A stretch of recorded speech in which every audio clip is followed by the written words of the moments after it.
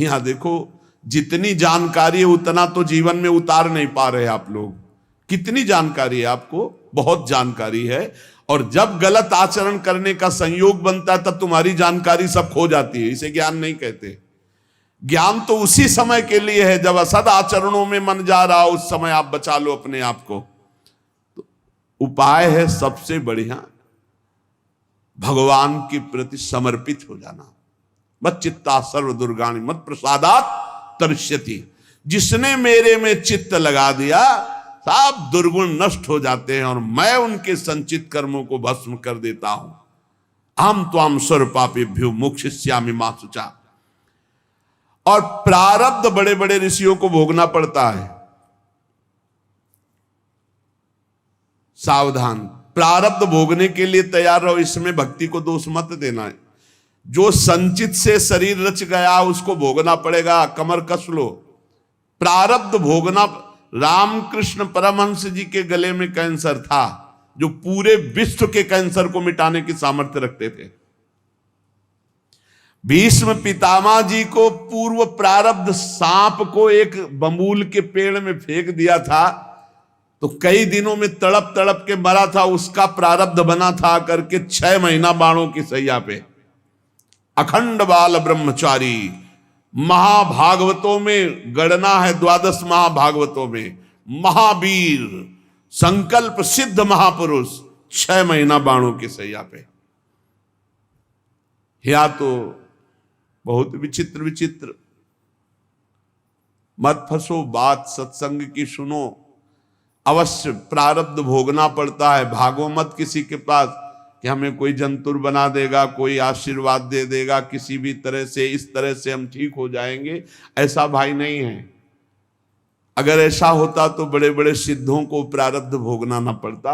आप विश्वास कीजिए, बहुत बड़े बड़े महापुरुषों को कष्ट शारीरिक भोगने पड़े हैं। चाहे कोई भी हो, आप जिन जिन महापुरुषों के सानिध्य में देखा, अरे भाई इतना कठोर तप और भजन और शरीर का प्रारब्ध आया तो पैर में कीड़े पड़ गए। आप नहीं समझते, प्रारब्ध बहुत बलवान होता है। ये सब भगवान की माया का खेल है। प्रारब्ध शरीर का बड़े बड़ों को भोगना पड़ता है। उसको मिटाने की चेष्टा न करके भजन करके सहते हुए भगवत प्राप्ति की तरफ चलो। इसीलिए आज तक बड़े बड़े महापुरुष, भाई जी सर्वज्ञ महापुरुष हो गए थे। सर्वज्ञ। एक परिवार बहुत त्रसित था, अर्थ का व्यापार कर करके हार गया था, कर्जा हो गया था, अर्थ नहीं था, खाने को नहीं था, बेटियां ब्याह के लिए थी, परिवार बड़ा था। उसने विचार किया आज रात के 12 बजे अपने शरीर को छोड़ देंगे। शाम टाइम गाड़ी दरवाजे पे लगी। अब उस गरीब आदमी के दरवाजे गाड़ी, वो घबरा गया कि क्या हो गया, हमारे पास कौन है, कोई रिश्तेदार नहीं, कोई मित्र नहीं, कोई हम पर। गाड़ी से भाई जी उतरे। भाई जी को कभी देखा नहीं था, अपने आप अपने घर जैसा भाई जी अंदर जा रहे हैं। वो अवस्था ज्येष्ठ श्रेष्ठ, इसलिए कहा बाबूजी कैसे आप? कहा आपसे ही बात करनी, थोड़ा एकांत में चलिए आप। तो बड़ा आनंद मिल रहा था, कोई संशय नहीं हो रहा था, क्योंकि भगवत प्राप्त महापुरुष वो बावरा हुआ जा रहा था कि मानो हमारे घर भगवान ही आए हैं। कमरे में ले गया, बोले दरवाजा बंद कर लो। बंद किया। बोले भाई आज तुम रात्रि के जो करना चाहते हो, इससे जीव की बहुत दुर्गति होती है। ये बात उसने किसी से कही नहीं थी, और भगवान तुम पर बहुत प्रसन्न है। एक थैले से मोटी गड्ढी निकाली रुपए की और कहा ये लो, इससे जो तुम्हें लगे उचित व्यापार करना। अगर व्यापार में हानि होती तो भी चिंता मत करना, ये ना पैसे वापस करने, ये आपके हैं। और कुछ दिन लगातार ऐसे ही आपके पास पैसे आते रहेंगे, जिनसे आपका बेटी का भी ब्याह हो जाएगा। बड़े बड़े धनी मानी भाई जी के चरणों से जुड़े थे, तो धन का प्रथम सदुपयोग यही है, इसलिए भाई जी प्रेरित कर देते थे। अब वो रो के चरणों में गिर गया, मेरे भगवान आपके। भाई जी ने कहा नहीं, भगवान आपको बहुत प्यार करते हैं। उन्होंने ऐसे सर्वज्ञ महापुरुष जो सब बात, एक आदमी कंबल ओढ़े हुए है, आप पढ़ लेना चरित्र में, मुंह ही नहीं खोल रहा था, उसे कई लोग लाए हुए थे। भाई जी ने कहा क्या हो गया? बोले शरीर छोड़ना चाहता है और आप ही समझा सकते हो। भाई जी ने कहा क्या है, कंबल क्यों ओढ़े हो, हटाओ कंबल। जो ही कंबल हटा मवाद बह रहा था, गलित कुष्ठ पूरे शरीर। बोले भाई जी से कहा कि बाबूजी अब ऐसे में शरीर रखना उचित है या त्याग देना? भाई जी ने कहा अरे शरीर श्री कृष्ण प्राप्ति के लिए गले से लगा लिया। वो चीख पड़ा, अरे नहीं मेरा घृणित शरीर, खत्म। ऐसे महापुरुष अपने उदर के कैंसर में भारी पीड़ा से युक्त शरीर का त्याग किया है। आप सोचो, जो चुटकी बजाते भजन बल से प्रारब्ध नष्ट कर सकते हैं, अपने ऊपर लेकर के प्रारब्ध बड़े बड़ों को भोगना पड़ता है। भीष्म पितामह के रोम रोम में बाण लगे थे, शरीर में 2 अंगुल जगह भी नहीं बची थी जहां बाण ना लगा हो। इतने बाणों से विद्ध होने पर भी वो हर समय श्री कृष्ण सुमिरन कर रहे थे। वृंदावन में रामकृष्ण दास जी बड़े भारी महात्मा थे, उनको भी कैंसर हो गया। प्रारब्ध के भोग भोगने पड़ते हैं। प्रारब्ध के भोग में यदि दृष्टि बदल सकती है तो कोई संत महात्मा पहुंचा हुआ उसे मिटा सकता है। वो भी मिटाते क्या है, सब समेट के अपने ऊपर ले लेते हैं। आप सच्ची मानिए, संतों की कृपा हम कैसे, आपने कई बार सत्संग में सुना होगा, अपने ऊपर प्रारब्ध लेकर अपने पैर को कटवा दिया, लेकिन एक गरीब आदमी के कैंसर को अपने ऊपर लेकर मिटा दिया। ऐसे तो बहुत से संतों के चरित्र देखे गए। हम लोगों को चाहिए कि प्रारब्ध मिटाने की कोशिश न करके भजन करके भगवत प्राप्ति की चाह करें। भगवान सबके मन में ही बैठे हुए देख रहे हैं। मन से ही दुख सुख होता है। जब आप भजन करेंगे तो प्रारब्ध का आपको दुख नहीं होगा, भोगने में बड़ा आनंद आएगा। भला दुख भोगने में आनंद आता है, लेकिन आनंद आता है कब? जब मन भगवान से जुड़ा होता है। आप ये समझ लीजिए, दुख भोगने में बड़ा आनंद आता है जब मन भगवान से जुड़ा होता है। मन में भगवान बैठ जाते, आनंद ही आनंद। प्रारब्ध का भोग 3 प्रकार से होता है, एक स्वेच्छा से, एक अनिच्छा से और एक परेच्छा से। हमारे मन में हमारा प्रारब्ध भोग प्रेरणा करता है और हम कुछ अपने साथ गलत कर बैठते हैं, गलत चेष्टा, वो बहुत बुरा प्रारब्ध होता है। जैसे जल में छलांग लगा दी, पेड़ में लटक गए, आग में कूद गए, जहर खा लिया या कुछ ऐसा, ये बहुत बुरा प्रारब्ध होता है। इससे बचना असंभव सा है। अगर उसके पहले सत्संग मिल जाए, कोई संत कृपा कर दे, भाव बदल जाए, तो बहुत से लोग हैं जो अपने भावों को बदल चुके सत्संग से। नहीं तो ये जो पहला है स्वेच्छा से, ये बहुत खतरनाक, क्योंकि कोई जान ही नहीं पाता कि उसके अंदर चल क्या रहा है और वो खतरनाक प्रारब्ध उसको नष्ट कर देता है। स्वेच्छा, जानबूझ करके अपने शरीर को नष्ट करना, बहुत बुरा प्रारब्ध होता है, बहुत बुरा प्रारब्ध होता है। स्वेच्छाकृत प्रारब्ध बहुत भयानक होता है। यह तभी मिट सकता है जब किसी महापुरुष का संग मिल जाए और उनके वचनों से हमारा चिंतन बदल जाए। वो चिंतन तभी बदलेगा, पाप हल्के होते हैं दर्शन से, संभाषण से, उनकी कृपा से। तो कहते ना, आपने बचा लिया, नहीं तो हम तो शरीर को नष्ट कर देते। मतलब उनकी विचारधारा को परिवर्तित कर दिया गया, क्योंकि ये स्वेच्छाकृत प्रारब्ध है, ये आपके अंदर है बैठा हुआ, मार देगा। कभी किसी के अंदर अगर इस भयानक पाप बन जाएगा तो ये जागृत हो जाएगा कि क्या करूं, शरीर छोड़ दूं क्या, ऐसा आने लगेगा। भारी प्रारब्ध ऐसी स्थिति में फौरन किसी संत महात्मा से मिलो और अपने मन की बात उनसे, जो आपकी बात सुन सके, वो आपको बहुत सीरियस ले सके, समझा सके, उनसे मिलो और अपने स्वेच्छा प्रारब्ध का नाश करा सकते हो। यदि उनकी बात में लग गए तो प्रारब्ध भी बदल सकता है। ये भगवान के प्रेमी जनों में बड़ी सामर्थ्य है। ये स्वेच्छाकृत प्रारब्ध बड़ा भयावना होता है। बहुत सुविधाएं सब हैं, कोई बात एकदम मन में लगी, इतनी विपरीत होती चली गई तो प्रारब्ध भोग आपको वैसे ही प्रेरित करता चला गया। ऐसा स्वेच्छाकृत। और एक होता है अनिच्छाकृत। अब वो छलांग लगाई थी कूद करके जल में, और उसको पता नहीं था जहां छलांग लगाई ऊपर से नीचे 2-3 हाथ के नीचे वो सीमेंट की बहुत बड़ी बांध थी, वो सीधे 50 हाथ ऊपर से कूदा, खोपड़ी के बल से खोपड़ी फटी, मर गए। यद्यपि उसकी इच्छा नहीं थी, प्रारब्ध ने मार दिया। अनिच्छा प्रारब्ध। आप जा रहे हैं, अचानक पैर फिसला, मुंह के बल गिरे, अचानक पैर फिसला, हाथ पैर टूट गए, आप चाह नहीं रहे। ये एक है चाह वाला स्वेच्छा प्रारब्ध और एक है ये अनिच्छा प्रारब्ध। अनिच्छा प्रारब्ध संयोग बना देता है। बाथरूम में गए, एकदम फिसल गया, एकदम गिरे, ऐसे नहीं, वहां तो जा रहे थे स्नान के लिए लेकिन पैर फिसल गया। किसी कार्य के लिए, बड़े मंगल कार्य के लिए जा रहे, लेकिन अनिच्छा प्रारब्ध बहुत जोर का ये भी होता है। प्रारब्ध तो प्रारब्ध है। अनिच्छा प्रारब्ध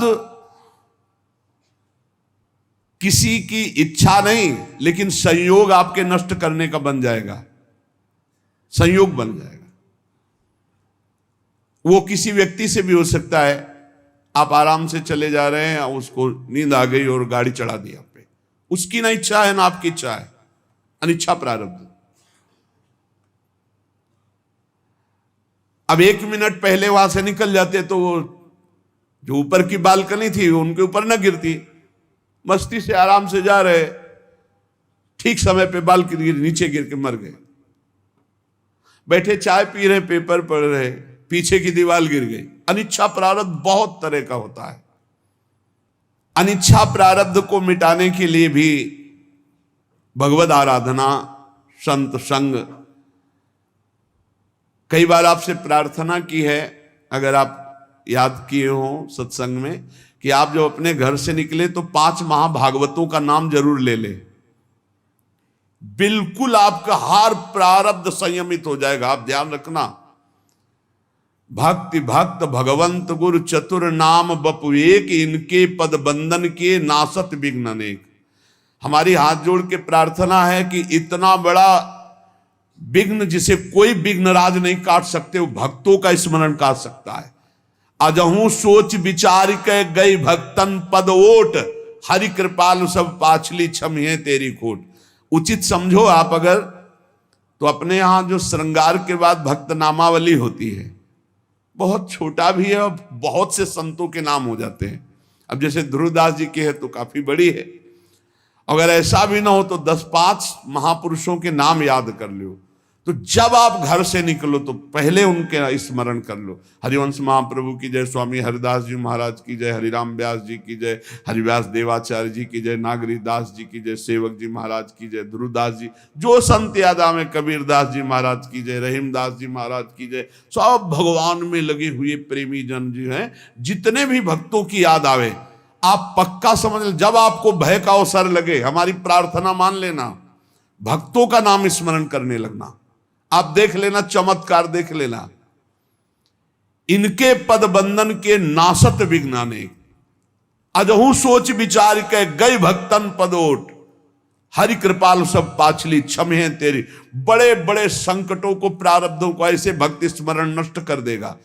घर से निकलो सुरक्षित रहने की भावना में, आप भक्तों का स्मरण तो जरूर करके निकलो। भगवान के स्मरण से भी जोरदार पावर भगवान के भक्तों के स्मरण में। ये बात तुम्हारी समझ में आ जाए तो बात है। हरि को पुकारो लाखों बार। और हरि के प्रेमी का एक बार नाम ले लो तो उतना काम बन जाएगा। भक्तमाल जी में लिखा है। ये अनुभव की बात कहते हैं और बड़े हृदय की बात है। अगर आपको पकड़ में आ जाए तो आ जाए। अनिच्छा प्रारब्ध बहुत भयानक होता है। स्वेच्छा प्रारब्ध तो कुसंग से होता है। जो सत्संग नहीं मिला है तो चलता रहता है, फिर वो निकृष्ट भावना। अनिच्छा प्रारब्ध आपकी इच्छा नहीं, सामने वाले की इच्छा नहीं, घटना।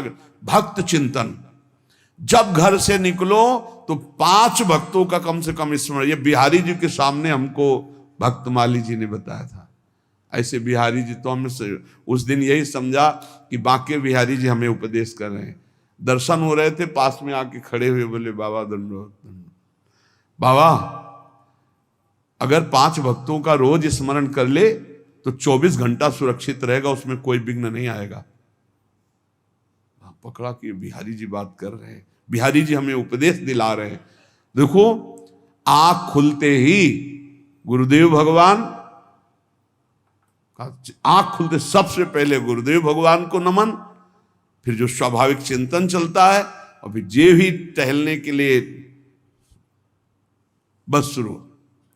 प्रहलाद नारद पराशर पुंडरीक व्यास अम्बरी सुख सौनक भीष्म दाल्व्यान रुक्मांगदा अर्जुन वशिष्ठ विभीषणादीन पुण्यानि मानि परम भागवतान स्मरामि वाल्मीकि सनकासनंदन तरुर्व्यासो वशिष्ठो भृगुर जाबालिर जमदग्नि कच्छ जनको गर्गोंगिरा गौतमा मानधाता ऋतुपर्ण वैन्य सगुरो धन्यो दिलीपो नलहा पुण्यो धर्म सुतो ययाति नवसु कुर्वन्तु नो मंगल हमसो इन साधुन सो पंग। शुरू भक्तों का नाम पहले। मान लो, अगर ये बात मान लोगे तो जान जाओगे, जीत जाओगे। जिसने भक्तों की ओट ले ली, भगवान सर्व मंगल कर देते। हमारी प्रार्थना मान लेना। अरे कुछ नहीं याद है तो ऐसे तो बोल सकते हो, प्रहलाद जी की जय हो, नारद जी की जय हो, ध्रुव जी की जय हो, ऐसे तो बोल सकते हो। ज्यादा नहीं याद है तो अभी वर्तमान के संतों को, संतों में कोई छोटा बड़ा नहीं होता। शालिग्राम की बटिया सब बराबर होती, तुलसी जी का पौधा सब बराबर होता है, चाहे छोटा हो चाहे बड़ा हो। ऐसे भगवान के सब भक्त समान होते हैं। ये जो परेच्छा का प्रारब्ध है, ये आता है कि जैसे हमने पूर्व जन्म में किसी को अपमानित किया, गाली दी है, दुख दिया है, पाप कर्म, वो हमको आके बिना हमारे किसी उपद्रव के वो आके गाली देगा, वो हमारी निंदा करेगा, वो बेमतलब, हमारा उससे कोई मतलब नहीं, पर वो परीक्षा का प्रारब्ध है। इसे भोगना सीखे, इसे मिटाना ना चाहे। परीक्षा का प्रारब्ध, बेमतलब वो बैर कर लेगा, बेमतलब आपकी निंदा करेगा, बेमतलब अपराध, तो शांत भाव से सह जाओ, इसे सहना सीखो। दूसरे के द्वारा दिया हुआ जो हमको दंड है वो हमारा ही कर्म है, परीक्षा प्रारब्ध। वो पूर्व का कर्जा चुक रहा है। कभी किसी को कटु शब्द नहीं बोलना, कभी किसी से कोई मतलब नहीं है, लेकिन परीक्षा प्रारब्ध जब होगा तो निंदा होने लगेगी, वो मारने पर तुल जाएगा, वो आपको चोट पहुंचा सकता है, और आपसे कोई मतलब नहीं उससे, पर वो परीक्षा प्रारब्ध, इसे भोग लेना चाहिए। स्वेच्छा प्रारब्ध मिटाओ सत्संग के द्वारा, संत कृपा के द्वारा। अनिच्छा प्रारब्ध मिटाओ खूब भजन साधन अनुष्ठान करके, और परीक्षा प्रारब्ध को भोग लो, जो शरीर पे जैसे भी विधान आवे, और इसी जन्म में भगवत प्राप्ति कर ले। और हमें तो लगता है कि ना स्वेच्छा, ना अनेक्षा, ना परीक्षा, भगवत इच्छा में स्थित हो जाए, जोई प्यारो करे सोई मोई भावे, तो सब खत्म हो गया। सच्ची मानिए, फिर ये दिमाग में नहीं आएगा कि हम इसका मंगल करें, क्योंकि ये तो प्रभु को समर्पित हो गया है। अब क्या मंगल करना? अब कोई इसका मंगल कर रहा है तो प्रभु का विधान है, हम राजी हैं उसी में जिसमें प्रभु हमारे राजी हैं। एक सज्जन इन प्रारब्ध की बातों को सुन करके कहा कि दुख आवे तो आशीर्वाद माने, भगवान का मंगल विधान माने, स्वरूप माने। ये तो हमारी बात समझ में नहीं आई। दुख आवे तो भगवान का मंगल, अरे भगवान इतने आनंद स्वरूप है, दुख काहे को देंगे?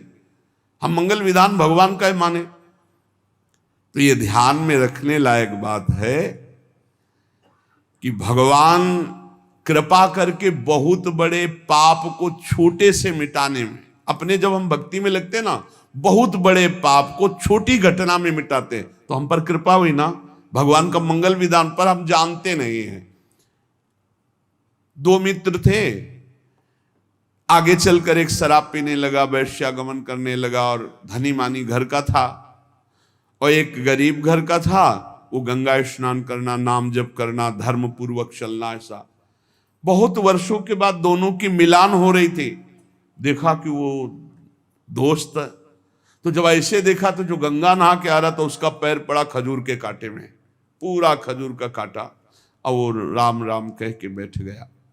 वो नजदीक आया तो उसकी ठोकर लगी, तो देखा मिट्टी हटी, तो एक थैली मिली, उसमें देखा रत्न। तो देखा, देख रहे खूब गंगा नहाता है, सब करता है, देख खजूर का कांटा लगा, देख मौज मस्ती से रहता हूं, ये रत्नों की थैली मिली। चला गया वो। अब उसके मन में अविश्वास हो गया, देखो तो हम इतना जीवन में करते रहे, मेरे खजूर का कांटा लगा, मैं जानता हूं ये अपने दोस्त को, ये बेविचार करता है, गंदे आचरण करता है, इसको रत्नों की थैली मिली, यहाँ खाने की भी व्यवस्था नहीं, कराने लगा बड़ा खजूर का कांटा। जब किसी को जरा सा धर्मात्मा पुरुष को संशय, तो फिर भगवान स्वयं उसका निवारण करते हैं। तो भगवान एक संत के रूप में आए और कहा, अरे बेटा तुम्हारे कांटा लग गया क्या? तुम्हारे ऊपर तो भगवान की बड़ी कृपा है, हम देख रहे हैं।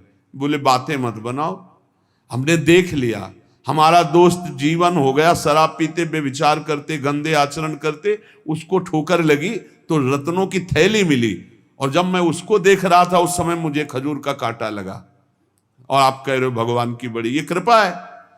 तो उनका बेटा देखो, अब वो तो भगवान ही थे, अब दिखाया कि पूर्व जन्म में इसके इतने पुण्य थे कि इस समय राजा होता, लेकिन इसने पापाचरण करके सारे पुण्य छिन्न कर दिए। अब ये जो आखिरी पुण्य इसकी थैली है, ये जब रत्नों का भोग कर लेगा, बेच करके इनको खर्चा कर लेगा, तो सारे पुण्य इसके नष्ट हो जाएंगे। तो अब इस जन्म का पाप और पूर्व जन्म का पाप भारी दुर्गति को प्राप्त होगा। और बोले पीछे तुम्हारे ऐसे पाप थे कि इस जन्म में तुम्हें सूली की सजा मिलती, तो गंगा स्नान और नाम जप से सूली की सजा कांटे के उसमें निकल गई, खजूर के कांटे में। अब तुम्हारा पाप ये नष्ट हो चुका है, अब तुम्हारे सुकृत इस जन्म के और पूर्व के जुड़ेंगे, तुम आनंद। तब उसको विश्वास हुआ। तो जो हमारे भगवत मार्ग में चलने पर अचानक दुख मिलते हैं, तो वो हमारे कर्मों का फल होते, पर बहुत कम करके भगवान देते हैं, हम जानते नहीं। सही मार्ग में चलने पर जो आपको ठोकर लगी, जो आपको कष्ट मिला, वो कोई बहुत बड़ा बुरा प्रारब्ध छोटे में निकल गया। तो उपासक को इस बात का ध्यान रखना चाहिए कि प्रारब्धों के आने पर भगवान की भक्ति में कमी नहीं कर देना चाहिए। स्वेच्छा प्रारब्ध, अनेक्षा प्रारब्ध और परेक्षा प्रारब्ध। अच्छे कर्म का फल अच्छा ही होता है और बुरे कर्म का फल बुरा ही होता है, लेकिन बुरे से बुरा कर्म करने वाला भी यदि भगवान की शरण में आ जाए तो अच्छा ही अच्छा शुरू हो जाएगा। थोड़ा थोड़ा भगवान भुगता देंगे, उस पर फिर नाराज मत होना कि हम भक्ति कर रहे हैं हमें बड़ी समस्या मिल रही। थोड़ा थोड़ा भुगता कर अनंत जन्मों का निर्मल करके इसी जन्म में भगवत प्राप्ति करा देते हैं। हमको कोई दुख नहीं दे सकता, दिमाग में बैठा लो। हमारा कर्म ही प्रारब्ध बन करके हमें कोई ना कोई दुख दिलाएगा, और वो बड़ा दुख हमारे पास छोटा होकर आएगा, क्योंकि हम भगवान की शरण में आएगा। तो देखो ऐसे भगवान दुख देते हैं। जैसे किसी के लड़के ने कोई अपराध कर दिया, अब पड़ोसी मारने के लिए उसे दौड़े, मां ने देखा, बड़ी चतुरता पूर्वक गई और हाथ पकड़ा और कहा, अरे दुष्ट, तुम्हें इतनी बार समझाओ, पूरा लंबा हाथ करके, और जब लगेगा पीठ में जाके आवाज भी होगी, लेकिन वो बहुत धीमे से होगा, हाथ लंबा होगा और गुस्सा बड़ी होगी। तो पड़ोसी कहने, अरे रहने दो बहन जी, रहने दो, आखिरकार बच्चा ही है। नहीं बच्चा क्या है, फिर ऐसे वो ऐसा भगवान पिटाई करते हैं। इसीलिए कह रहे कि हमको कोई दुख नहीं दे सकता, हमारा प्रारब्ध आएगा, पर प्रारब्ध बहुत बड़ा रूप लेके आएगा और भोगना बहुत कम पड़ेगा, ये भगवान की शरणागति से। बहुत कम भोगना पड़ रहा है, बहुत कम। कैसे तुम्हें बताएं? हम यदि किसी की बुराई करेंगे, किसी को नीचा दिखाने की कोशिश करेंगे, वो हम अपने लिए कुआं खोद रहे हैं। और अगर हम सही मार्ग में चल रहे हैं फिर हमें कष्ट मिल रहा है तो हमारा पूर्व का प्रारब्ध है, हमें चुपचाप सह लेना चाहिए। हम किसी को दुख नहीं पहुंचा सकते, ये हम नियम लें, और फिर किसी को दुख पहुंच जाता है तो उसका प्रारब्ध है। ध्यान दीजिए, अपने जीवन में हम किसी को दुख नहीं पहुंचाना चाहते, अब अचानक किसी को दुख पहुंच जाता है हमारी चेष्टा से, हमारे उससे हम नहीं पहुंचाना चाहते, ये उसका प्रारब्ध है। दुख पहुंचाने की हमारे अंदर ना इच्छा है, ना संकल्प है, ना चेष्टा है, और किसी को दुख पहुंच जाता है। कई ऐसी बातें होती जो हम नहीं चाहते पर दूसरे को कष्ट हो जाता है। अतएव जब हमको कोई दुख पहुंचावे तो हमको भी रोष नहीं करना, हमें मानना है कि इसका जो चेष्टा हुई वो मेरा प्रारब्ध ने करवाई चेष्टा।